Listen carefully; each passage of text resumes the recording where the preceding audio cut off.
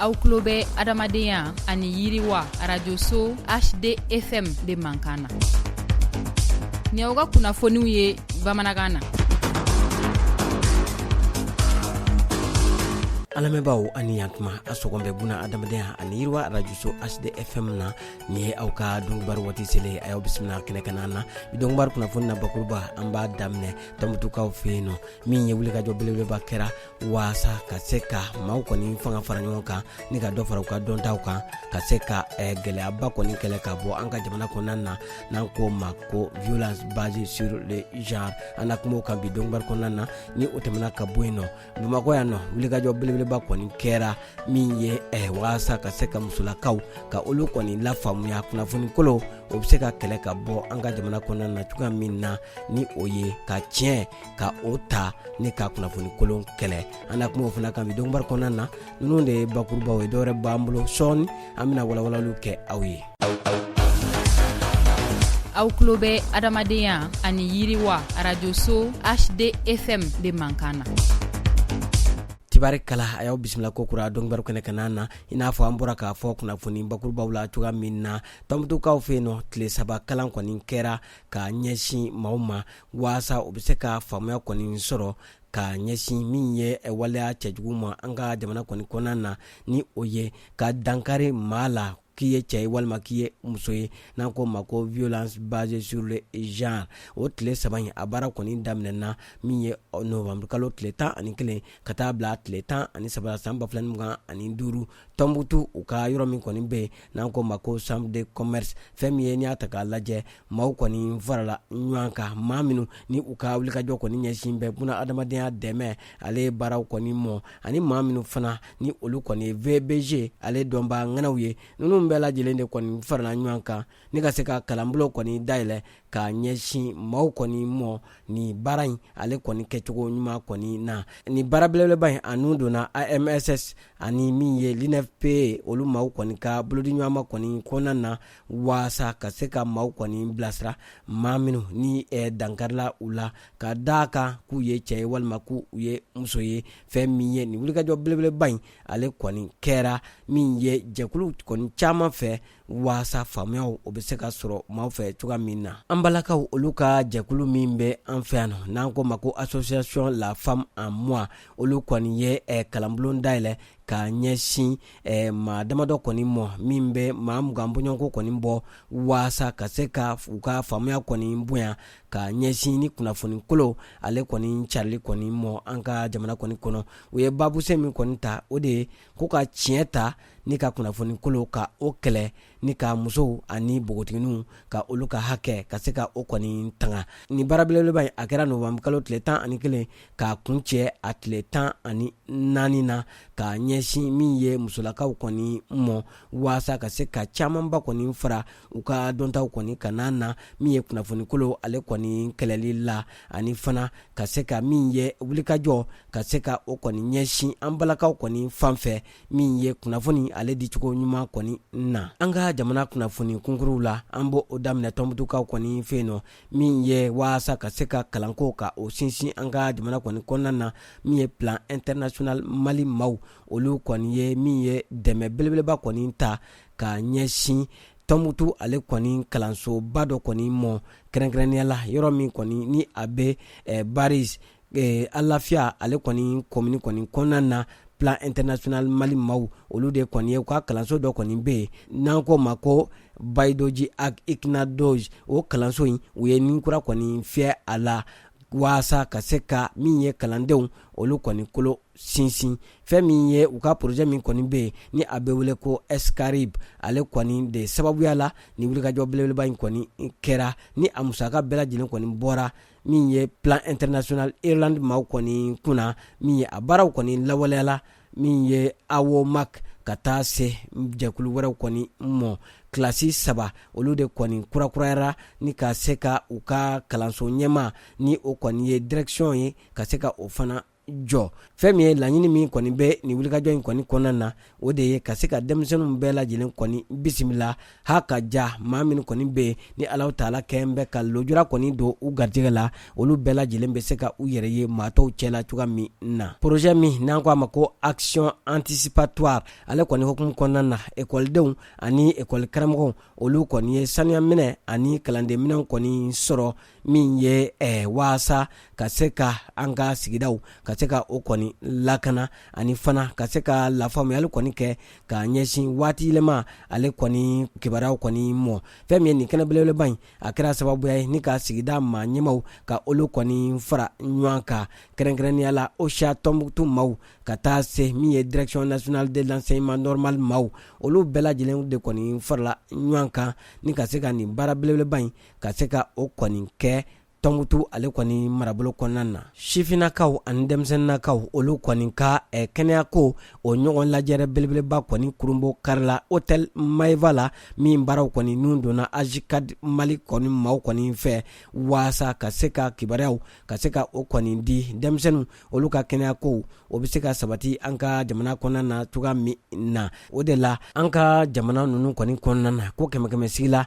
min ye ni ye denmisɛnnin 10 o 10 ta ko kelen minnu si b'a daminɛ san 15 ka taa bila san 19 na ko olu kɔni b'a la ka denw kɔni sɔrɔ. Fɛn min ye n'i y'a ta k'a lajɛ ko jateden wɛrɛ kɔni bɛ yen nɔ ko kɛmɛ sigi la n'i ye denmisɛnninw ta k'a lajɛ minnu kɔni bɛ gɛlɛya kɔni sɔrɔ cɛnimusoya ale kɔni nasiraw kɔni fɛ ko o ye maa 17 bɔɲɔgɔnko kɔni ye. O de la min ye ko nin kɔni bɛ a jira k'a fɔ ko wulikajɔ o ka kɛ joona joona waasa ka se ka sifinnakaw ka se ka olu kɔni tanga. O de senfɛ nin lajɛrɛba in kɔni kɛnɛ ka na maaw kɔni nana maa minnu ni olu ye kolatigɛbaw ye ani dɔnnibaa ŋanaw ani dɛmɛbaa jɛkulu ko olu bɛɛ lajɛlen de kɔni ɲɔgɔn sɔrɔ nin kɛnɛ belebeleba in kan ka se ka hakiliw kɔni jagabɔ waasa an ka jamana sifinnakaw olu ka kɛnɛya kow bɛ se ka sabati cogoya min na. An bɛ taa korokaw kɔni fɛ yen nɔ min ye wulikajɔ belebeleba kɔni kɛra ka ɲɛsin maaw ma maa minnu ni olu kɔni wulila ka na u kalifa sanna ani sanjuru kɔni na n'an k'o ma ko réfugiés. Fɛn min ye n'i y'a ta k'a lajɛ u ka projet belebeleba min kɔni bɛ yen nɔ o projet belebeleba in o de kɔni ye ni wulikajɔ belebeleba in kɔni ta k'a ɲɛsin ni maa kofɔlen ninnu kɔni mɔ maa minnu ni u mako bɛ dɛmɛ la nin waati in kɔni na. A baara belebeleba in a kɔni nun donna min ye AMSOD ani INFP maaw olu kɔni ka wulikajɔ kɔni kɔnɔna na a musaka o kɔni bɔra Koisa maaw olu kɔni kunna. Fɛn min o de kɔni senfɛ ciden kɛrɛnkɛrɛnnenw olu kɔni wulila ni ka taa min ye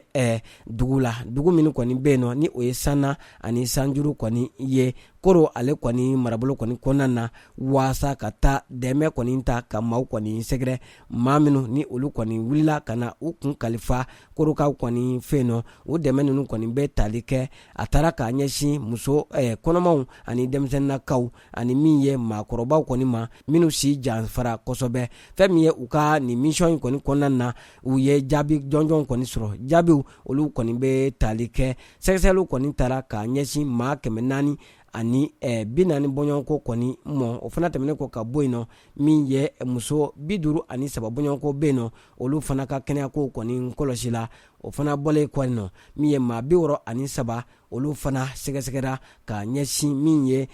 psychosocial olu kɔni baaraw kɔni kɔnɔna na. O fana tɛmɛnen kɔ ka bɔ yen nɔ dɛmɛ taara ni o ye saniya minɛ kɔni ye ka ɲɛsin an balakaw olu kɔni mɔ. Fɛn min ye n'i y'a ta k'a lajɛ maa 1116 olu de kɔni lafaamuyara ka ɲɛsin min ye ka wuli joona ka taa min ye i ka kɛnɛyako ka taa o kɔni sabati kɛrɛnkɛrɛnnenya la maa minnu kɔni bɛ yen ni olu kɔni bɛ bange kɛ ni olu ye an balakaw kɔni ye waasa u bɛ se ka kisi ka bɔ kɔnɔmaya ale kɔrɔlɔw kɔni ma.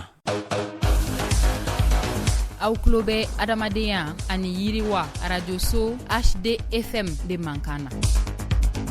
An bɛ taa jamana kɔkan kibaruyaw la an b'o daminɛ Sudan ale kɔni jamana na. fɛn min ye OIM ale ɲɛmaaba ni o ye Ami Pop ye ale kɔni ye lasɔmili kɛ k'a jira k'a fɔ ko Sudan ale kɔni minɛnen kɔ u ka dugu min bɛ ni o ye El Fasher ye ko o kɔni minɛnen ko FSR jɛkulu maaw kɔni fɛ ko min ye maa caman olu de kɔni b'a la ka taa u kunfɛ kɛrɛnkɛrɛnnenya la min ye civilakaw jamanaden kan bilalenw ko gɛrɛntɛn o kɔni t'an bɛɛ ka u kɔni sɛgɛrɛ u ka yɔrɔ min bɛ ni a bɛ wele ko Tawila ko maa 600 bɔɲɔnko ko olu de kɔni wulila ni ka taa min ye u kun kalifa a yɔrɔ kofɔlen kɔni na. Diɲɛ tɔnba ONU ale kɔni ka kɔrɔfɔw la min ye olu kɔni ye dɛmɛ kɔni ta ka ɲɛsin Sudan jamana kɔni ma min ye $20 miliyɔn 20 bɔɲɔnko u y'o kɔni fara ɲɔgɔn kan nka ko dɛmɛ kɔni bɛ u bolo nka ka se ka don a yɔrɔ la ni ka taa dɛmɛ kɔni lase ko gɛlɛya caman kɔni bɛ a la. An bɛ to kunnafoniya kɔni kɔnɔ an bɛ waati min na ko sisan ko jateminɛw kɔni y'a jira k'a fɔ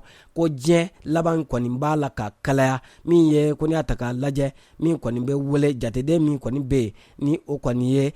plus 2,6 Celsius ko o kɔni b'a la ka ɲɛsin diɲɛ kɔni ma ko o kɔni ye waati yɛlɛma ye min kɔni bɛ se ka kɛ sababuya ye ni ka kɔlɔlɔba kɔni lase diɲɛmaa bɛɛ lajɛlen kɔni mɔ o de la ko hali n'a y'a sɔrɔ ɲɔgɔn kunbɛn belebeleba kɔni bɛ yen nɔ waati yɛlɛma ale kɛlɛli kɔni ka n'an ko ma ko COP30 ko o bɛɛ lajɛlen kɔni kɔnɔna na fɛn min ye ko jamana 100 bɔɲɔnko diɲɛ kurukara kɔnɔ ko olu de kɔni ye waati yɛlɛma kɔlɔlɔ ale kɛlɛli baara kɔni ta sira ɲuman kɔni ta ko o tɛmɛnen kɔ ka bɔ yen nɔ ko n'i ye diɲɛ kɔni ta k'a lajɛ an bɛ waati min na ko sisan min ye ko diɲɛ kɔnɔ ko diɲɛ b'a lajɛlen kɔni b'a la ka dan kɔni kari waati yɛlɛma ale tanaw kɔni na fɛn min ye n'i y'a ta k'a lajɛ ko o de b'a la ka diɲɛ kɔni sama ni ka a ɲɛsin ka sara jugu kɔni mɔ diɲɛ waati kɔlɔsibagaw olu kɔni ye a jira k'a fɔ ko ni fɛɛrɛw kɔni ni dabaliw kɔni ma tigɛ ko jani san 100 laban min kɔni b'a la ka ɲɛsin an kɔni mɔ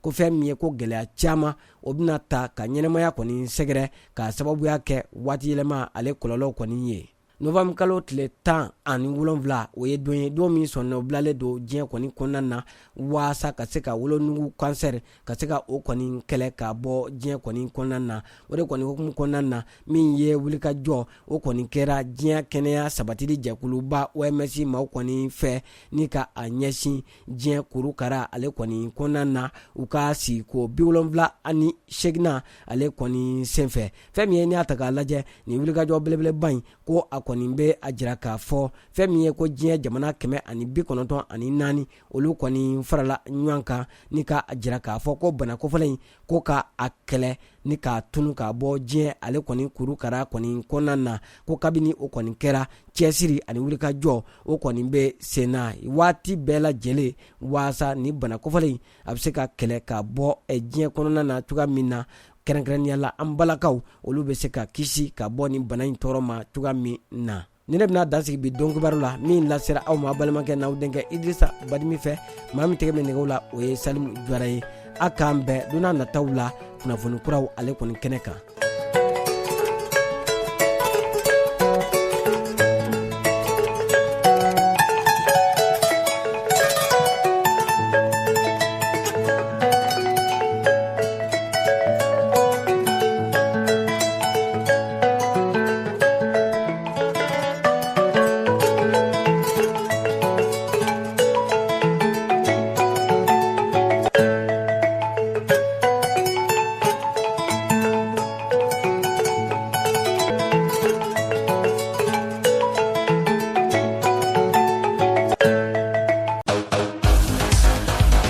Aw tulo bɛ adamadenya ani yiriwa radio so HDFM de Mankana.